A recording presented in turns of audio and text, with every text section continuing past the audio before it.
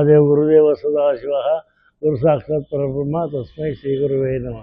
ನಾನು ಶ್ರೀ ಚನ್ನಬಸವ ಸ್ವಾಮಿಗಳು ಅಂತ, ನನ್ನ ಹೆಸರು ಶ್ರೀ ಚನ್ನಬಸವ ಸ್ವಾಮಿಗಳು. ನಾನು ಹುಟ್ಟಿದ್ದು ನಂಜನಗೂಡು ತಾಲೂಕು ಕುರಹಟ್ಟಿ ಗ್ರಾಮದಲ್ಲಿ. ತಂದೆ ಹೆಸರು ಗೌಡಪ್ಪ, ತಾಯಿ ಹೆಸರು ಶಾಂತಮ್ಮ.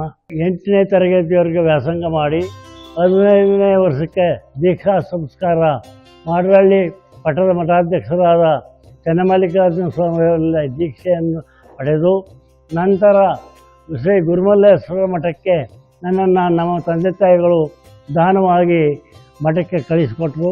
ಅಲ್ಲಿ ಲಿಂಗೈಕ್ಯ ಬಸವಣ್ಣ ಸ್ವಾಮೀಜಿಯವರು ಆಗ ಇದ್ದರು. ಅವ್ರಿಗ ಶಿಷ್ಯನಾಗಿ ಪೂಜಾ ಮರಿಯಾಗಿ 10 ವರ್ಷಗಳ ಕಾಲ ಅವರ ಹತ್ರ ಸೇವೆ ಮಾಡಿದೆ. ಮತ್ತು ಈಗಿನ ಮಹಾಂತ ಸ್ವಾಮಿಯವರು ಕೂಡ ಒಂದು 8 ವರ್ಷ ಕಾಲ ಸೇವೆ ಮಾಡಿದೆ.